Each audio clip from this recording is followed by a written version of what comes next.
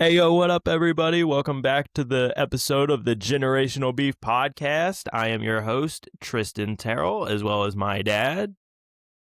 Noel Terrell, Generational Beef. Yo. All right, so we had Definitely beefing a little bit today. we had an all-star break. I was gonna say fun, exciting, something, but I guess that's most of the topic of conversation is: was it fun? Was it exciting? Let's get into it. The So, all-star break. yeah, I mean, look, the first 3 days of it, or the 2 days, were embarrassing for the league for a variety of reasons. The dunk contest was unwatchable. It was bad. It was really, really bad. The Rising Stars game was okay, I guess. Just not a lot of huge names that people care about yet.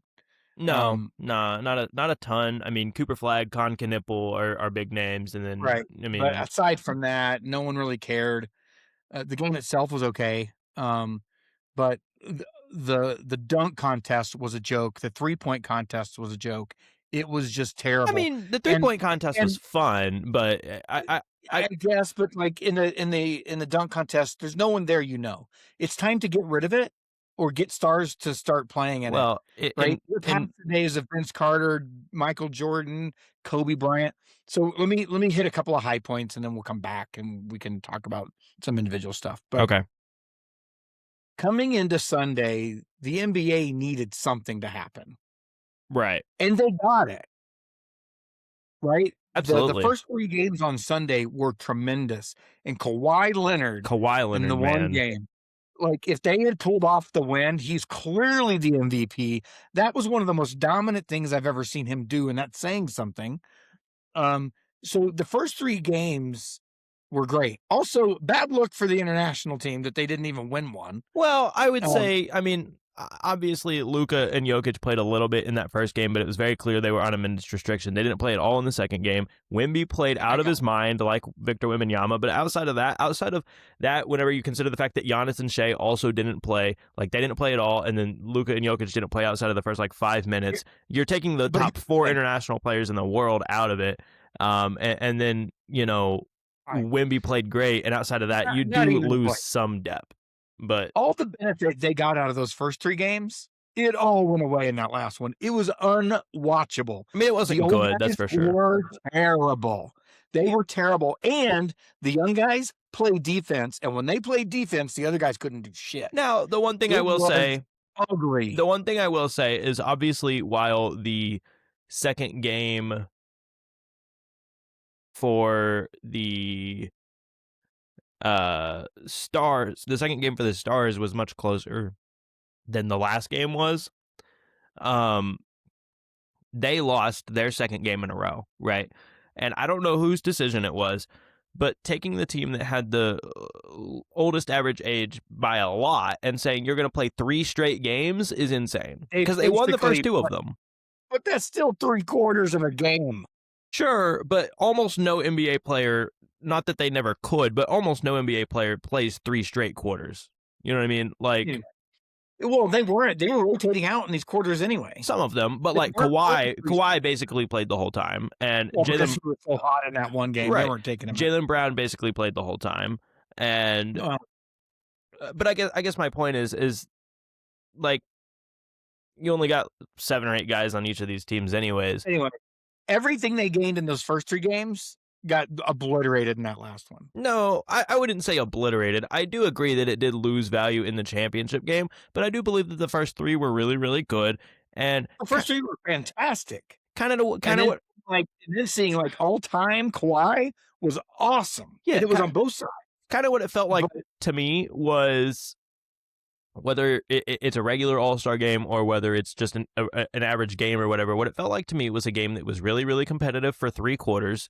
And then in the fourth quarter, one team blew it open. And I mean, that's effectively what it was. I mean, and so not to say that it was a bad game, you know what I mean? Like if you're comparing it to a regular game, like the first 3 quarters were very exciting. Lineup. Yeah. I mean, again, at the end of the day, I believe It wasn't even that it it wasn't even that it was just a close game or whatever. It was more about the fact that you got destroyed. It wasn't that you just couldn't score. You weren't playing defense either. What was it, 40-21 or 40-something to 21 was the final? Well, I wouldn't But at say there one was a point, it lack was of like defense. 15. I mean, 40 was about the score that got scored in every game. So I mean, it's not like there was a lack of defense. It was just that the offense wasn't working. I mean, that's really what Well, happened. but part of that was, I believe, the younger guys played some lockdown D. No, and that's probably true. But I So here's what I think. I think that at the end of the day, the All-Star game, the weekend as a whole, but really specifically the All-Star game, can only be as competitive and as exciting as the players want it to be. I believe that for several years now, they just haven't cared, haven't been locked in, and I do believe that whether it's the new I felt like format, yesterday they did, or no, Sunday they did. that's what I'm saying. That's whether it's the new format or maybe just because of all the narrative of it being bad. For whatever reason, the players locked in this weekend, and they did care, and it was fun, and I I will believe say that. But the last good All-Star game we had prior to this one, ironically, also Kawhi won MVP in that one, was in Los Angeles in 2021, and it was the first one, or no, it was in 2020 because it was right after Kobe died, and so they had announced that the All-Star Game MVP was going to be the Kobe Bryant Award, and Kawhi won the first one. Anyways, that was the year that they went with three 12-minute quarters, and then the fourth quarter was a target score to reach of 24 for Kobe instead of just a fourth quarter. And that game was electric. Like, there was great defense down to the end, and like that game was fun. But that was the last one prior to this year that was fun, and it wasn't anything to do with the format or whatever. It was really just the fact that the players were locked in and they cared. And I think in that scenario there was something outside, an outside factor that had them caring a little bit, which was Kobe, right? Whereas this year there was also an outside factor coming into it, whether again that's the change of the format to the U.S. versus the world, and you got the Olympics going on at the same time, or whether it's just the narrative behind, oh, this game kind of sucks now, and so it got the players fired up a little bit. No matter what it was, there was some kind of factor that got the players ready to compete. And I think that ultimately that's all that matters. And the question is, can they find a way to sustain that year over year of getting the players to care about this game that doesn't matter? You're missing the point. I think they can, and I think they accomplished it this year. I hope so. I do. No one's going to watch that damn thing if the first 2 days look like it did this time, though. No one's going to care everybody what else, happens. No, everybody will still watch the game. I mean, like, because at the end of the day, that is the not being in the dunk contest after 3 times in a row was ridiculous. I would assume that was a personal opinion, a personal choice. I don't think that was the NBA. Maybe. The other part is you got no-name guys. The dunk contest, they should retire it right now, unless your stars are going to start to participate. Well, and that's ultimately what you need to have happen. But it doesn't even necessarily. And then I hope the guy's okay. But what the hell? How do you get yourself blocked by the backboard? I mean, did you hear the commentators there like, oh yeah, take your time, stay down. Like, they were trying their best not to laugh. It was a complicated dunk he was trying to attempt, and it didn't work. Like, it has nothing to do about the complicated. He ran into the backboard with the ball from the side. Oh, the ball was thrown at the backboard, and I know he got it off of it, and then went right back to the same spot. Again, what the hell? Again, he missed, and I'm not. You think? Yeah, the goal's not even close to that spot, and he was dunking it, not shooting a 3-point shot. Yeah, I'm aware. I mean, no, it was embarrassing. It was really bad. Now, the thing is really with the league is that you just have to be able to get, and I really don't know the answer. Like, yes, big names would help, but it doesn't even have to be big names. Like, one of the best dunk contests, if not the best of all time, was 2016 with Zach LaVine and Aaron Gordon. And while Aaron Gordon is an NBA champion now and a couple times has been a borderline All-Star, and Zach LaVine is a multiple-time All-Star, at that point, neither of them were. They were both young players that were just solid role players that were known as dunkers. It doesn't have to be that you have big names. Obviously, that would help. But it doesn't have to be big names. It's just about the quality of the dunks, and right now they're just bad. And it's not even to do with the fact that you don't know the players in it, right? Like, that obviously has an effect. Like, the last All-Star to win it was Donovan Mitchell, and that was like 2017, I think, or 2018. Like, yes, that matters, but it can be good even without that. It's just, again, maybe it's the fact that the players don't really care as much, or maybe it's Here's the other thing. lack of Here's the other creativity. thing. I don't know. Here's the other thing. Take all of that out. None of that was the most embarrassing thing of the weekend for the NBA. The most embarrassing thing of the weekend of the NBA is no one was there. It's Los Angeles. There are 5 million people. You couldn't find 20,000? I mean, it was It pretty. was empty. No, No, it it was was not. not. Go look at the pictures. It's empty. They made it sort of look fuller until you see the actual panoramics, because they had those lights on at the seat and you thought it was almost like phones or whatever. No one was there. There's no way. Like, Hold on. you saw this on the broadcast, or you saw? Yes, on the broadcast. Okay, I just don't feel like that. Like, that doesn't make much sense. I agree, but it's an embarrassment. Like, during competition. Yes. That you should have seen it during the dunk contest. No one was there. Well, yeah, nobody cares about the dunk contest, but like, Well, the that's not weekend is, historically true. but it has been for a while now, and that's what I'm saying. Like, it's got to change, but it just, I don't know. Which is, it's really sad, because I love All-Star Weekend, like the idea of it and the historic precedent of it. Obviously, I don't love it right now, but I love All-Star Weekend, and it was a big thing for me as a kid. Like, it was always like this weekend, and I would always sit there and watch the whole thing. I know you know that. Like, there'd be times where, for whatever Stadium reason, was 95% empty. there's no way it was 95% empty. Or it was the Focus. Here, let me hold on. There's no way it was 95% empty. Like, That's what this one headline said. And I mean, double. because 5% of 20,000 is what? Like 1,000? There's no way there was only 1,000 I'm people in telling there. you, the seats were empty. But there's no way that there was only 1,000 people. I agree with you. There's plenty of problems. I didn't figure, especially with it being in Los Angeles, that attendance would be one of them. Maybe there's a chance it wasn't at max capacity, but I find that very hard to believe. It wasn't even close to max capacity. But even if that's true, there's no way it's 95% empty. Maybe 95% capacity, so 5% empty. No, I'm telling you, you had to struggle to see people. Well, especially because that's not even how you view capacity. Capacity isn't how many people are actually in it. I understand that, but it's an easy mathematical equation if you know how many people went in the door. But what I'm saying is, that's not even how you view capacity. They view capacity as like how many of the tickets were sold. And I promise you, all of them were sold. Who buys a ticket to a game they're not going to go to? I don't know. A company? I don't know. Anyway, I can't find the pictures but I'm telling you. They kept having, little drones that they send around. Right. Empty. According to this, it said they had an in-person attendance during the game of 15,973 and Saturday night of 15,067. 15 to 16,000 all weekend. The Intuit Dome capacity is 18.3. So no, it wasn't a sellout, which is like kind of like you. I mean, for what it's worth, to your point, that's absurd. It is, but if you watch the games, most of those people were not at their seats. They may have gone in. They weren't watching the game.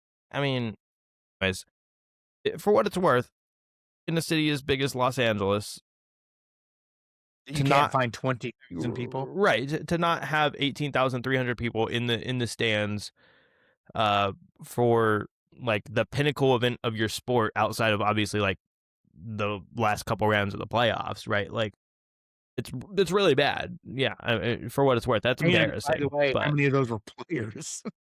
I mean, some of them, not most of them. A lot of players that aren't in it just go on vacation for a week, right? Like, I mean, you could say that, but there's usually people there. No, yeah. Some. Anyway, that was the most embarrassing thing of the weekend for the NBA. No, I mean, yeah, that's bad. The attendance not being at capacity is I bad. mean, you can't sell 20, you can't get 17, Especially 18,000 people in. especially at a brand new arena, right? Like now, for what it's worth, I do wonder, and not that this should really make a difference, because if people wanted to watch your product, they would make the journey. But I do wonder with the fact that it's in Inglewood and not in like downtown Los Angeles. I wonder if that makes a difference. It shouldn't. Inglewood's out closer to the airport and stuff anyway. It's much more convenient. Okay. I mean, I don't know. Like I've never been there, but yeah, I don't know. You It get to obviously is plan a for the game problem. or whatever. It's much more convenient. Yeah, obviously that's a problem. I just, like I was saying, I loved All Star as a kid, and I still want to love it now. I want it to be great. It just hasn't been for a long time. One of my favorite content creators is Kenny. Shout out Kenny. For those that know, the guy that runs Enjoy Basketball Dead and has the podcast, the one from Chicago. Yeah. Yeah. He has been going to All Star since, I think the first one they went to was 2019 in Chicago. They've been going to All Star as like media members since then. 2019 in Chicago, he said he had fun. He said it was like a really good game. And outside of that, every year he views it as a work trip, where it's like, he's like, as a fan, I shouldn't feel that way. But he's like, I feel it as a work trip. Like, yeah, I go and I enjoy it kind of, but there are other things I'd rather do with my time. Like the one in Indianapolis, I think that was 2 years ago. They went to Friday, went to Saturday, did all their media like appearances, that kind of stuff. And then literally, because it was in Indianapolis and they live in Chicago, they drove home on Sunday. They didn't go to the game. And they just didn't care. Yeah, I just It's one of those things where look, it's you like, could say the NFL has the same problem, and in some ways it does. right, Now, nobody cares still more about the Pro people Bowl. watch it. No, but still more people watch it. Barely. And The numbers, I did look it up recently. The numbers are actually it's really, fine. It really doesn't. close, within like a million or so of each other, But which per capita is a big difference. there's a big difference between the two. The NFL doesn't even care about it. Yeah, This is a that's major fair. event in the NBA. Yeah, no, you're right. And that's a valid argument. Yeah. It's bad. I think the other problem surrounding the All-Star game is just kind of the perspective of the sport as a whole right now. And in the last couple weeks, we've gotten to a high of talking point of people talking about the hot button topic of NBA teams tanking, and it's gotten really, really bad recently. And I think that hurts also, right? Like, yes, All-Star should be able to bring some of that viewership back a little bit, but like the tanking right now has been really, really bad. Like the Jazz were in a close game with the Clippers like week and a half ago or whatever, like down 2 or 3 going into the fourth, and then in the entire fourth quarter, Jaren Jackson Jr. and Larry Markkinen both sat on the bench for the entire fourth, and they lost by like 20. Yeah, Like they you're didn't even making try it to too hide it. obvious. Yeah. Like, and they're not the I mean, only they're just trying to ones. keep us from having a pick. Well, no, I mean they're trying to get their own pick too. I mean, I know, but that keeps us from getting it because yeah, oh yeah, for sure. But also the part of it is that the top 4 in this class are like really, really good, and everybody wants one of those top 4 picks. So that's part of it, but it's really, really bad. And I've seen people talk about different ideas for how to fix it, and I don't know. It's all bad. I've seen people say we should do the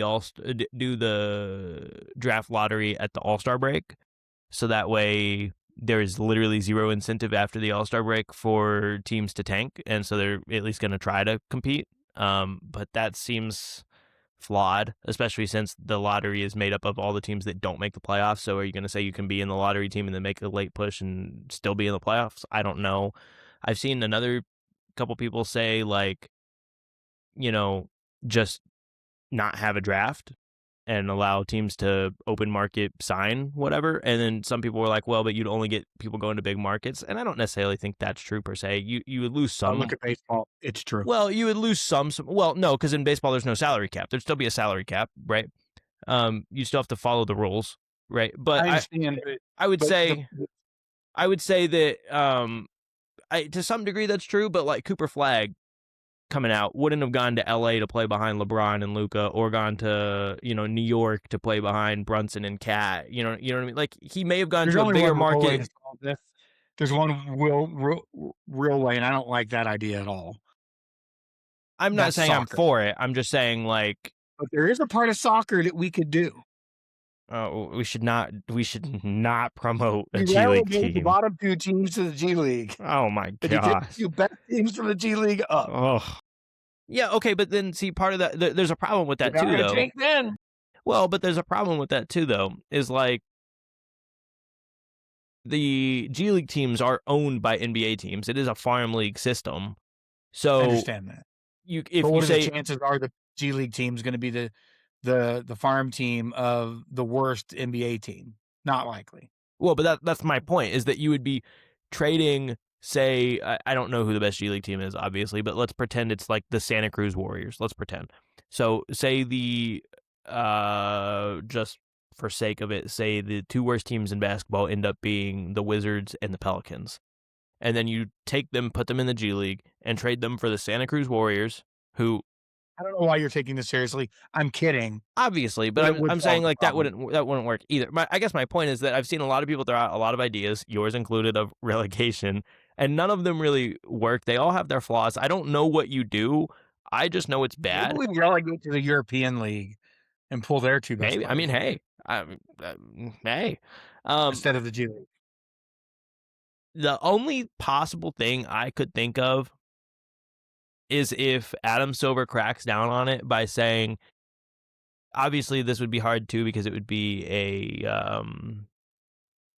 subjective thing, but say if your tanking is that obvious, if it's that bad, we're just taking your draft pick. You just don't get one.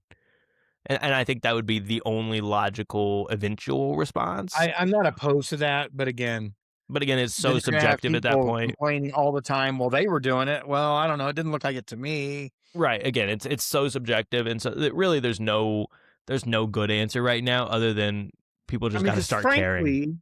because frankly, the lottery should do that. You're not guaranteed it. But Yes, but that also to some degree makes it worse because the way they flattened the odds recently, like used to, if you were the worst team in the league, you have a 1 in 4 chance of getting the number 1 pick, and now you have a 14.5% chance to get the number 1 pick. So yes, it does de-incentivize to some degree being the worst team in the league. But the other thing it does is that it means now if you're the worst team in the league, it is more likely that you fall out of the top 3 than you stay in it, right? You've got like a 50.5% chance to pick which should be enough 4 or incentive. later. But then if you're in 1 through 3, then it's like a 49.5. So you actually are more likely to fall out of the top 3 than stay in it. But the other thing that does is it keeps bad teams bad. So yes, they may have aggressively made themselves worse in the middle of the season, but it keeps bad teams bad. So that's also an issue. Like, I thought the flattened lottery odds would really What was do a our lot. record 3 years ago? No, just sure, Sam Presti's really, really good at his Well job. run. I know.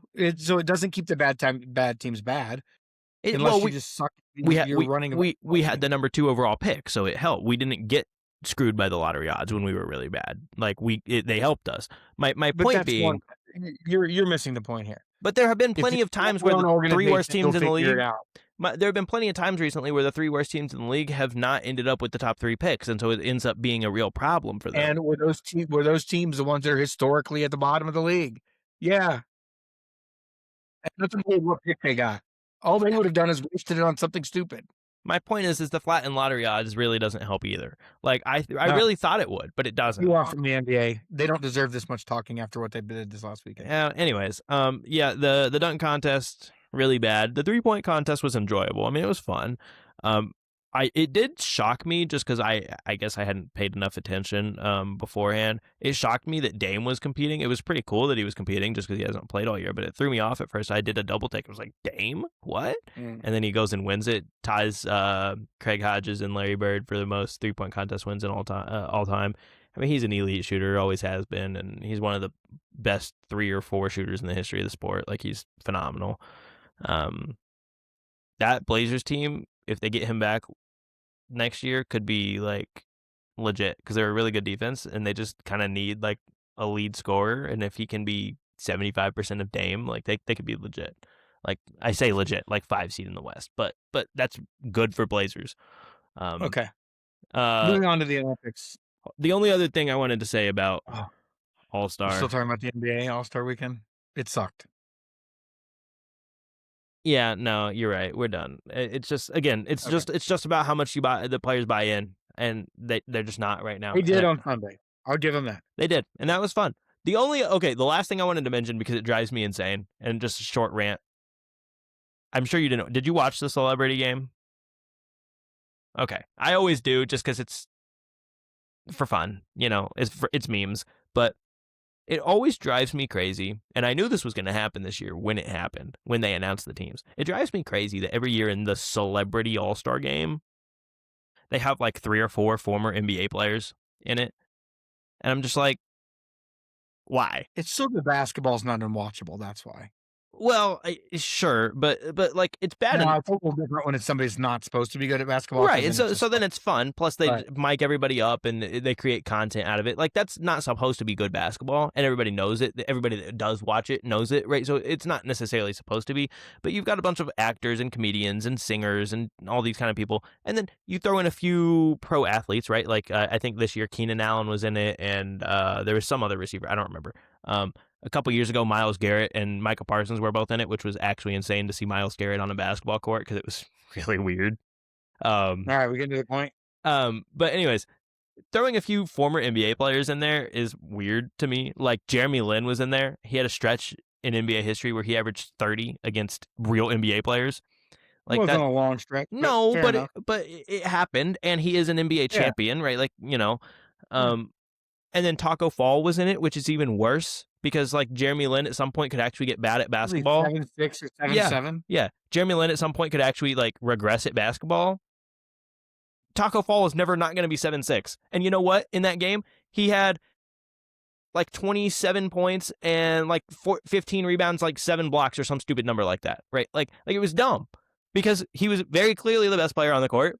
Because he was a former NBA player, and he's 7'6". He's taller than Victor Wembanyama. And you put him against these 5'3", 5'4" professional like actors and comedians, and I'm like, I mean, if I had known that, I probably would watch it because that would be funny. I mean, it was kind of funny for what it's worth, but I don't know. It always, I find it weird whenever there's like former NBA players in this game. Like, it's not supposed to be an actual competitive basketball game. And for what it's worth, it wasn't because of that. But like, I don't know. Anyways, that's all I got on that. So yeah, we can move on to the Olympics. Be done with basketball. On to the Olympics. I haven't really been all that into it. Okay, hold on. I know what I said. But last thing on the NBA, because this actually matters and this is relevant, and we really should have led. We're going to have a lot of beef, and if we don't get past this quick, right? Well, there's no beef here. We should have led with this. We should have. Last week we were talking about player in the G League and whether or not he would actually play in the NBA.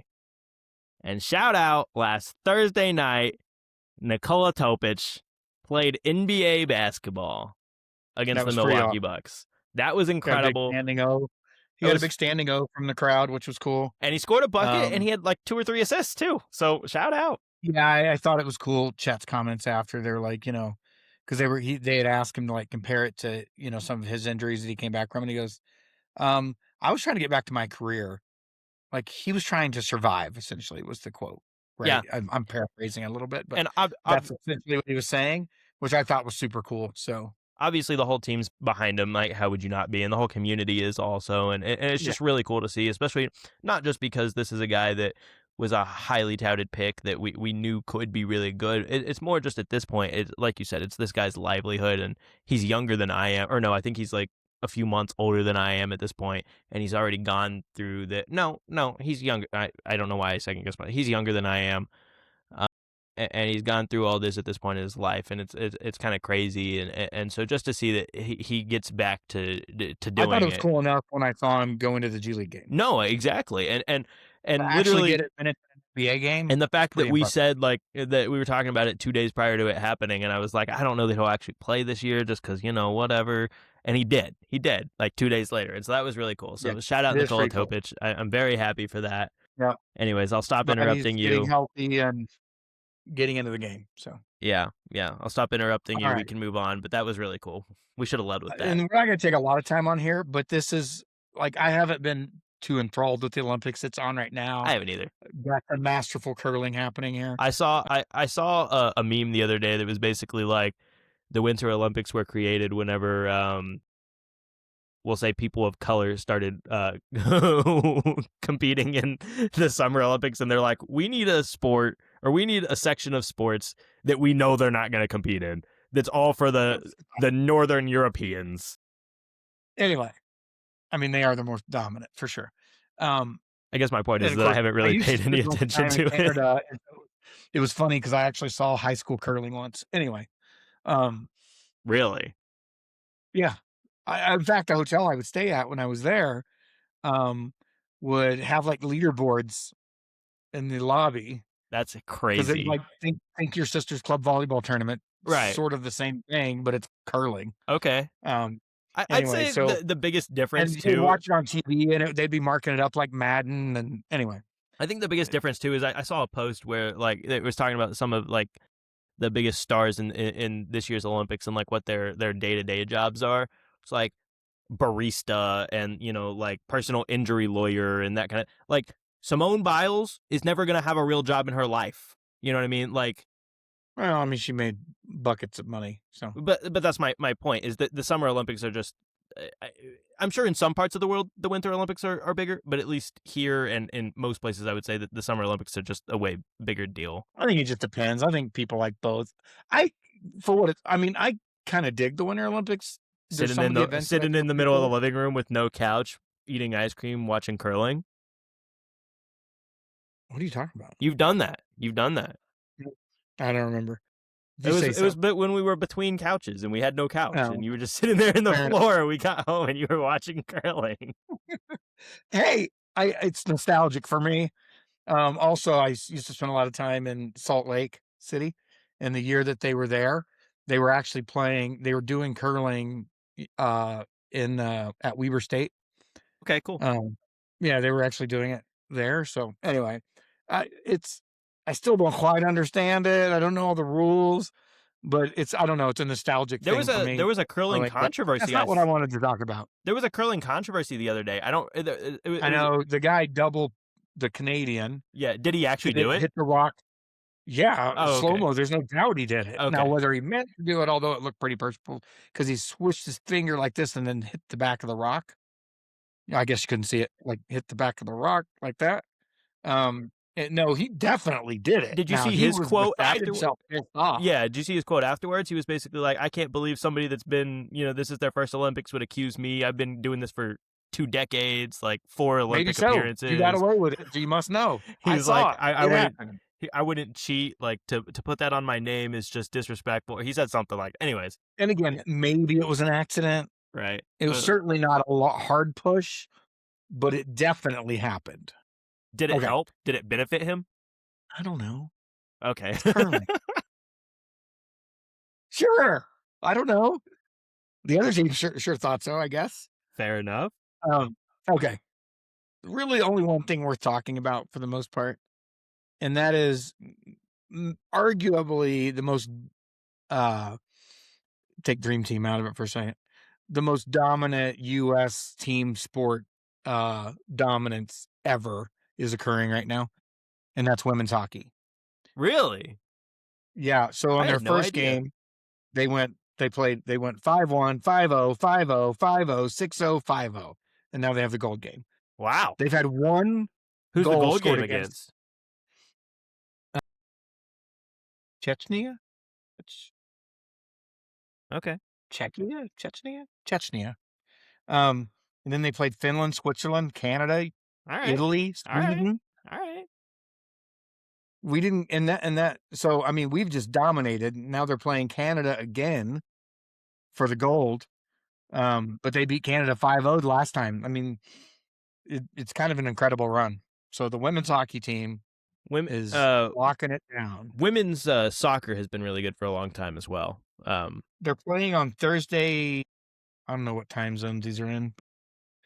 They're Yeah. playing Thursday. Our national women's soccer team has been really good for a long time as well, but Not dominant. I mean, this is as dominant as you get in a team sport. yeah. I don't know about like any single one Olympic or like FIFA span or whatever. I don't know, but I do know that they've been really good for very competitive for a long time. Much more so than the men's team. The men's team is not good, obviously, but Plus, I told you about the bobsled team and showed you that footage. Yeah, yeah.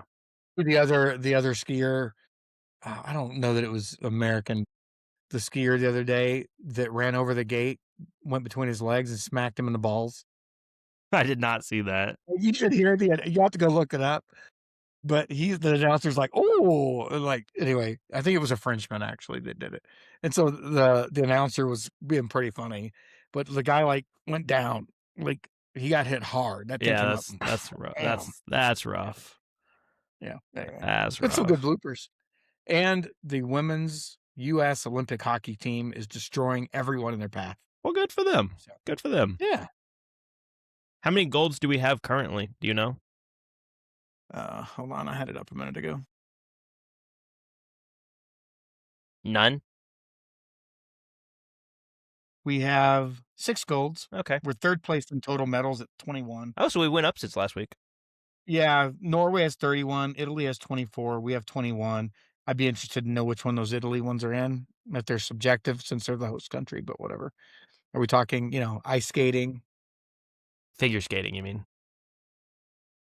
What'd I say? You said ice skating, but there's Whatever, multiple. same thing. Well, they got speed skating too, Some and of that's it's races, and right. that's not a subjective Right. sport. You That's cross what the finish line. That's what I'm saying. Speed skating. Speed skating, by the way, is terrifying to watch No, it because is, and they're moving, what, 35, 40 miles an hour. I know, and I'm like, dude, I can't go 7 miles an hour when I'm ice skating, and I feel like I'm gonna fall over. And I'm like, okay at ice skating, but like, dude, what they're doing is insane.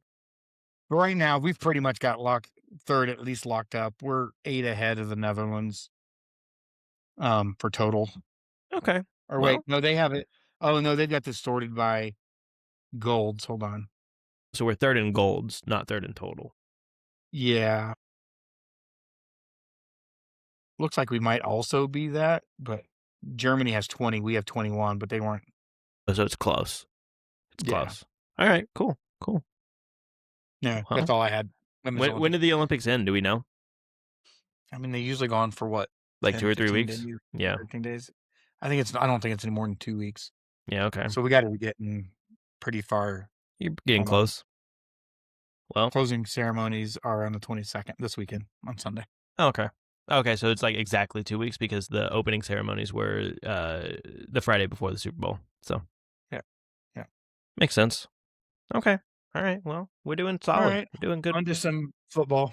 Yeah, some football talk. There's not much going on right now, but obviously the only thing, of course, has to be this way. The only thing of relevance going on in the NFL currently happens to be negative remarks or negative actions by our team. We have released Tyreek Hill, more importantly, and we've also released Bradley Chubb.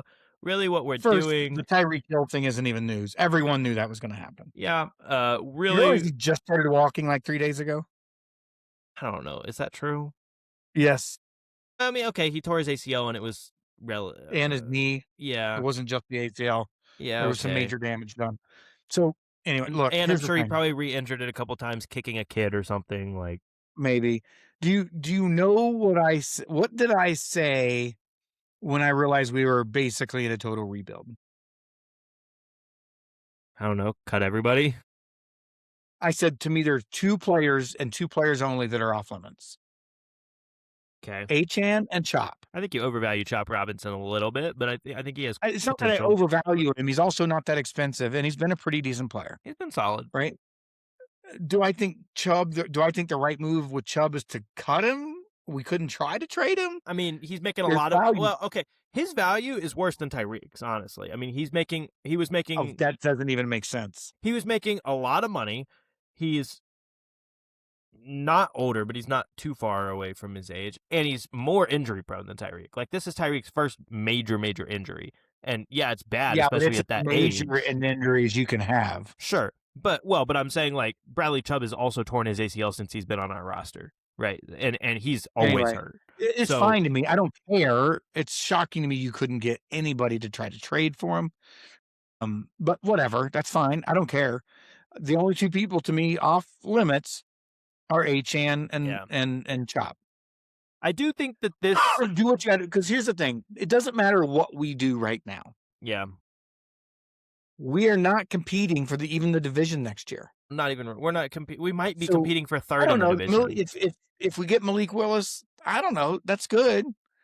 He's If we keep some okay. of our weapons, he'll be far superior to Tua because he can move. There have been some people Um, in-house, and I can't believe that this is even a conversation, and I can't believe it, but maybe if we get him and it's true, that's great, right? But there are some people in-house, anonymously, in-house for Green Bay that think that he's, better than Jordan Love, and I can't believe that, I don't buy that. but I that think he's a really good apparently player. I think he's a really good player. I don't think he's better than Jordan Love. no. I hope he's better than Jordan Love if we No, get him. that's what I'm saying, like, I mean, if it sure, but well, If he's just equal to Jordan Love, the other thing too, though, is he's that better than what we've had in a long time. the other thing too, though, is that if we do get him, and it seems like that's one thing that could end up happening. If we do get him, he's walking into a very poor situation right now. Like no I Tyreek. mean, we have weapons on offense. Our I offensive mean, line's not terrible. no, Like, our offensive line you is can go through some relatively things. bad. Other than that, you've got Devontae Channing, you've got Jalen Waddle, and Jalen Waddle had a down year last year. Now, there's a lot of reasons for that, right? Like injury plus quarterback That play wasn't plus all him. sure, but he had a down year, and you've got Devontae Channing. Outside of that, you got like nothing. Outside of that, your best offensive player is like Darren Waller.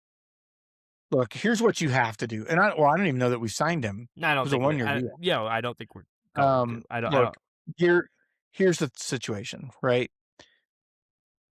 We need to be prepared. We've got to get out of salary cap hell, Sure. right? Which starts with Tua. Well, that's the other thing I was going to mention. This makes it seem more likely that it's going to happen. I still don't know that he doesn't go into next year on the roster, just because we're not trying to compete for anything next year, anyways. So you don't need the space. We at least save 13 million in cap hit. No, he's like a By $90 cutting him million before March cap 1st. hit if we cut him. What?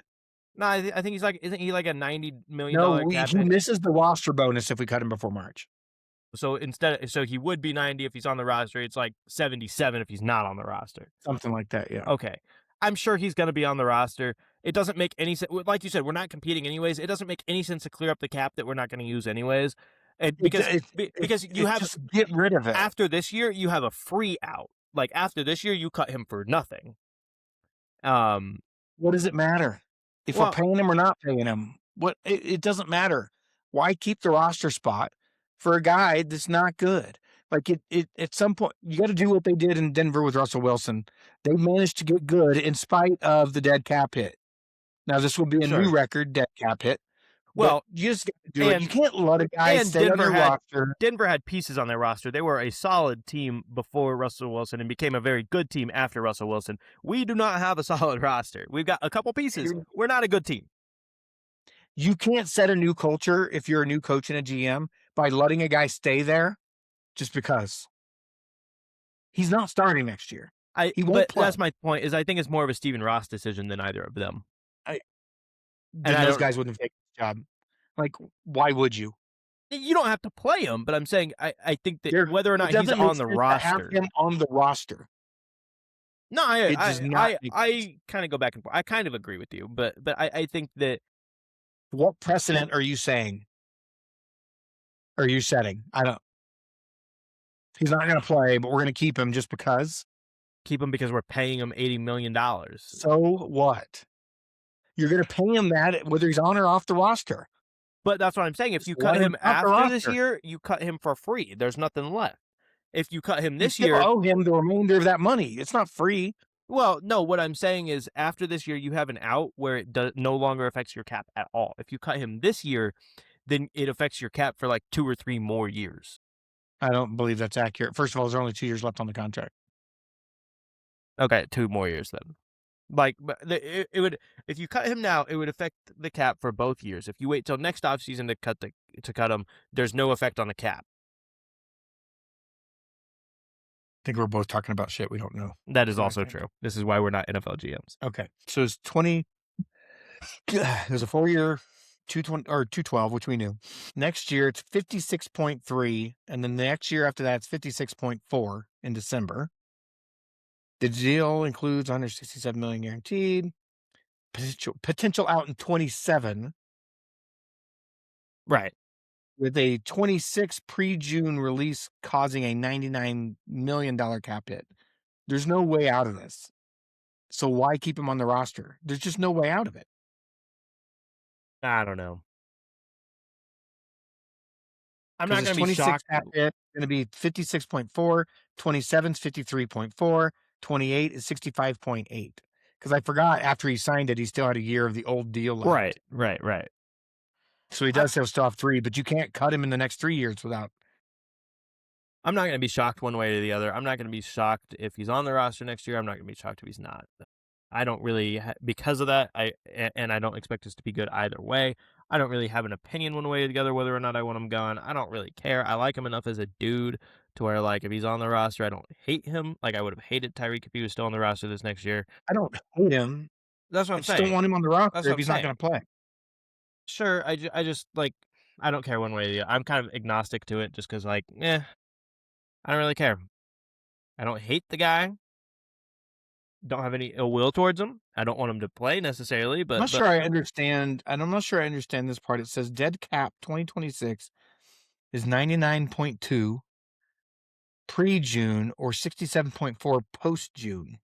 so if you cut him after June 1st, then the cap goes Well, then down. why wouldn't you save 30 million in cap? Well, sure, but what I'm saying is, he's got like guarantees and bonuses and stuff that affect the cap while you're paying it to him, but after you pay it to him, doesn't affect the cap. So if he's already on the roster, you got to pay him that money, but then you can cut him, and then the cap hit goes down. The money you're paying him doesn't go down, but the cap hit goes down because some of the money has already been paid to him. If that makes sense. Yeah. Okay, so if we release him before June 1st, they would face a $99.2 million dead cap. Potential out. The first realistic out for the team occurs in 27. A release at that time would still result in approximately 31.8 million It's a to lot less though. 34.8 in dead cap, but it would be less, but it would save the team over 21 million in dead cap. Yeah. So I guess that's kind of my point. I Is think the other thing is clear, by the way, and why anybody thought this was different, I don't know. There's zero market because from what I understand, we've even been offering to pay some of it, for Tua? some of his contract. Yeah. No, No I one don't. wants it. Yeah, shocker. Ooh. I mean, yeah, that's the least surprising thing ever. I think the only possible market ever for him, and there's only one spot, would be if he gets cut so they don't have to pay any of the money or give up anything to get him. The only possible spot would be if somehow, which there's no precedence for in his career so far, if somehow Justin Herbert gets hurt, him in LA, only because they have a really good offensive line and they have lots of receiving weapons and they have Mike McDaniel as the OC. That's it. But again, it would only be if he was a No free way agent. Jim Harbaugh does that. No way. I'm not saying he would. If you got desperate, if He's Justin a Herbert tough got guy. hurt. That's not desperation at that point. No way. Again, I He didn't think can't it would. take a hit. He can't even take a hit. Well, but they've got an incredible offensive line if they're healthy. So, but again, I wouldn't expect that to happen. Again, I guess my point that just goes to like, yeah, he has no market. Like that's not a surprising thing There's even not. remotely. Like, No, I never thought it was. I never thought no. there was a market. Now, a market that does exist that needs to be talked about, the market for Tyreek Hill is going to be there. And I mean, I don't even know that the season's going to happen for him. well, I think it will. I mean, he tore his ACL in what, like week 3? Like he'll be back. And destroyed his knee. It wasn't just the ACL. Yeah, I'm aware, but I guess my point is that that's an injury that I'm not saying he'll be 100% of Tyreek Hill. I'm not saying he's going to come back to the same. What I'm telling you is that he's going to play If next he doesn't year. have the speed, he's nothing.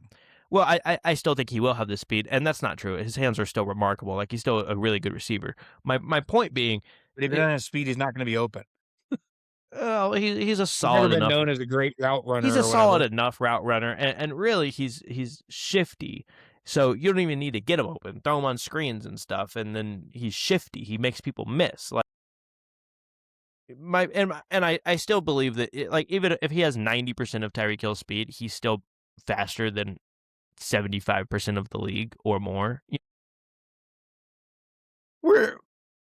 Look, I'm not taking anything away from his speed because he's obviously super fast. 90% or what did you say? I said if he has 90% of Tyreek Hill's speed. Do you know in seconds what that is in the 40? I'm not doing real math here. I'm saying I'm saying, well, Obviously. if you do real math, you'll realize he's going to be slower than some linemen at 90%. No, that's not true. There are linemen that run the 40 and 4.5. Well, The no. fastest guys do it in 4.2. Well, hold on. When you start talking about, Hold on. The fastest wide receiver ever did it in like 4.23, right?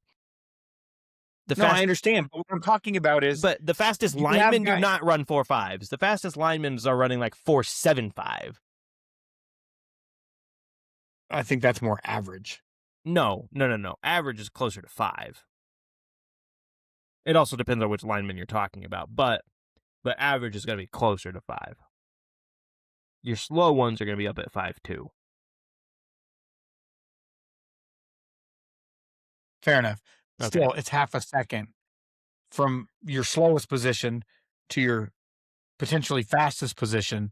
So at 90%, you're nowhere near the fastest guy anymore. Certainly not faster than 75% of the league at that Sure, position. I guess, but I guess my point is I don't expect him to lose 10% of his speed. Like, okay, whatever. My point I'm being, not sure he's even going to play this year. I definitely think he will. I mean, he's going to play. There's a couple places. Well, do you know why he might not? No one's going to pay him Tyreek Hill money. He understands that. He's still getting paid guaranteed money from the Dolphins. Anyway, if he can get $5 million and go play on a really good team, like, you know, maybe his ego's too high. Maybe. Who knows? But obviously the Chiefs would be duh, right? If, again, they're not going to do it. They would do it. The only reason they didn't pay him, the only reason they get rid of him is because they didn't want to pay him Tyreek Hill money. Now you don't have to. And then they won 2 Super Bowls. Why would you bring that back into your locker room? Well, because they are not winning a Super Bowl now. Like, well, they didn't. They had an off year because their star player was hurt. Agreed. Don't get me wrong. I don't think they were going to make the playoffs even if he didn't, but not the point. I picked them before the playoff or before the season, as you know, not to go to the playoffs. But to act like it doesn't make sense, right? The only reason they got rid of him the last time was because they didn't want to pay him that money. And now when you don't have to pay him that money, especially because if you bring him in and he causes problems or whatever, you can literally just cut him because he won't be making enough money. Like, there is no negative to it. You're assuming he'll sign a contract that says that has that kind of money in it. Okay, and if he doesn't, then he doesn't. Obviously, you don't bring him in if it costs you $20 million. No, but if he's going to take a contract for 5, which I think at some point, if he wants to play again, he'll have to because nobody's going to give him more than 5 or 10, maybe 10 on like a 1-year deal if they're really just like, you know, whatever. Like I think the Bills would offer him that. The Bills probably would offer him a $10 million contract over 1 year because they have no receiver help and they need to give Josh Allen something, right? I could actually see him going there. Yeah, and that would not be because that is the best of both worlds for him because he gets to play the Dolphins twice a year, but then also gets to say screw it to the Chiefs who disrespected him when they didn't pay him the contract that he felt he deserved. By going to at this point their biggest out of division rival and like the biggest Patrick Mahomes rival and playing. The reality is, if they signed Tyreek Hill, they wouldn't have won the 2 Super Bowls. No, absolutely. I agree. Because you don't get Chris Jones and some of the other stuff that they were able to do. Although, obviously, that makes their offense better, and so they might. Yeah, but those 2 still... Super Bowls were defense. Yes, but that's my point. They probably wouldn't have had to have been if the offense was still the same offense. They changed the offense, not just in its capability, but also in the way it was called because the roster was different. Like, there's differences there. Anyways, so I think... Right. The Chiefs make sense, obviously. That's like the no-brainer, whatever. I will just tell you, that is not happening. I don't know if it does or not. The Bills makes a lot of sense. I also saw the Tyreek. I don't know that I believe that it does for the Bills. I mean, unless they know he's back. Upside. What does it matter if it doesn't? You don't play him or you cut him. Depends on what you're paying him. Again, nobody's going to pay. That's my point. Nobody's going to pay him $25 million. Like he's going. I agree with that. He's going to get 10 max, and if he doesn't agree to that, then he won't play. My point being, the Bills take him for a flyer on 1 year for $10 million and have the potential upside of getting Tyreek Hill or, 80% of what we saw of last Tyreek Hill. That's a really good player. A lot better than any receiver they currently have. They brought in Brandon Cooks for 4 games last year at the end of the year because they were desperate, right? Like, don't tell me they wouldn't try to bring in Tyreek Hill. Like, again, they're not going to pay him $15 million, but if they can get him for 5 to 10, yeah, they'll do it. So I think that the market is there. Right now, the Bills are up. Right now, the Bills are over the cap. So, yeah, I mean, but you can. There's always ways to negate that. You can adjust players' contracts and stuff, and then basically it kicks the dead cap down the line because you pay them more in bonuses than salary. It's the same amount of money, but it affects the cap differently, and it pushes the dead cap down the way. I know you can make some changes. I'm just saying as it sits right now. Yeah, sure. With the But move we've I made guess. this week, we now have $3 million of cap space, which we didn't have. Oh wow, we've got $3 million of cap We were space for a negative. roster that's going to win 4 games. Great, woohoo! I mean, that's a really bad spot to be in right now. All 4 right, we've million. talked about the Dolphins. It's enough. I think that a couple other places that make sense. Obviously, the Chargers make sense. You've got Mike McDaniel. You've got Justin Herbert.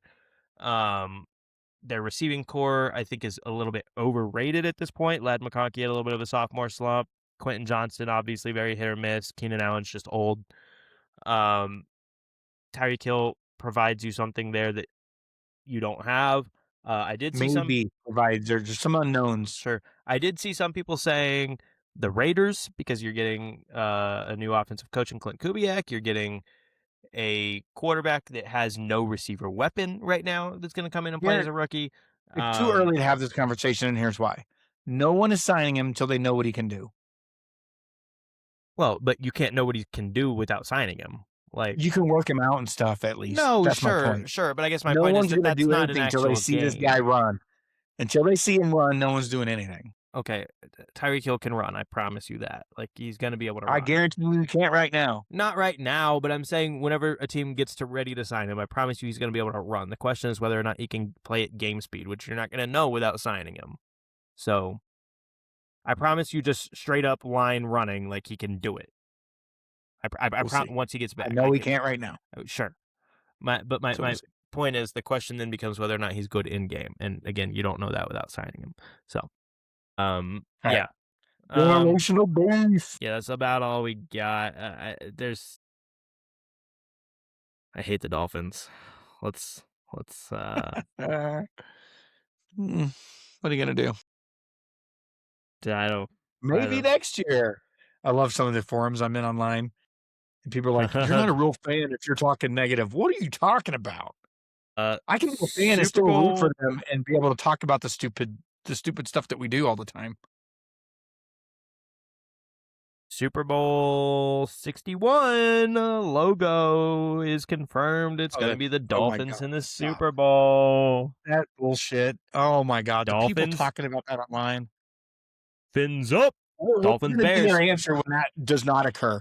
I suppose it's possible the Bears could get there. Dolphins Bears. There is 0 scripts you could write to put the Dolphins in it. They get Lamar Jackson. No, every other team in the NFL dies, and we're just the only one left in the AFC. We get to go. I'm just saying, like, the only almost semi-reasonable possible thing is if you get Lamar Jackson. But we're not getting Lamar Jackson. And that we've also seen him with an elite running game and an elite offensive line. And I was going to say that also is not some weapons outside that are okay. I was going to say that's also not a 1-to-1. We don't have any of that here except for HN. That's why I was going to say that's also not a 1-to-1 like you make the Super Bowl. But I'm saying like that's the only we get Lamar Jackson and then with a much better roster ever. Right. Well, what I'm saying is we get Lamar Jackson and we absolutely kill the draft and get elite defensive players in the draft. Yeah. And paid with what? We don't have any money. Well, they're rookies. I understand. They still get paid. No, yeah, but $3 million. Right, but you get them either way. You get the rookies. And how are you paying Lamar Jackson? To his contract. Gone. Magically. I don't know. How is it gone? I don't know. We traded him for we traded him for Lamar Jackson. Yeah. You get a new head coach in Baltimore and they're like, let's trade Lamar for Tua. Yep. They get fired the next day. He likes Tua. He likes Tua's style, really. Lamar talks too much. Anyway. Yeah, I don't know. It's kind of wild, but yep. All right. I think that's all we got. Thanks for tuning into another episode of the Generational Beef. Make sure to go and follow all the socials at Gen Beef Pod. Give the audio podcast a listen, rate it, like, comment, subscribe here on YouTube. I will be getting better with consistent uploads of short form content. That'll be coming to you definitely Instagram and YouTube. Hopefully I'll get it working on that little TikTok soon. Yeah, that's about all we got. Peace. Generational burn.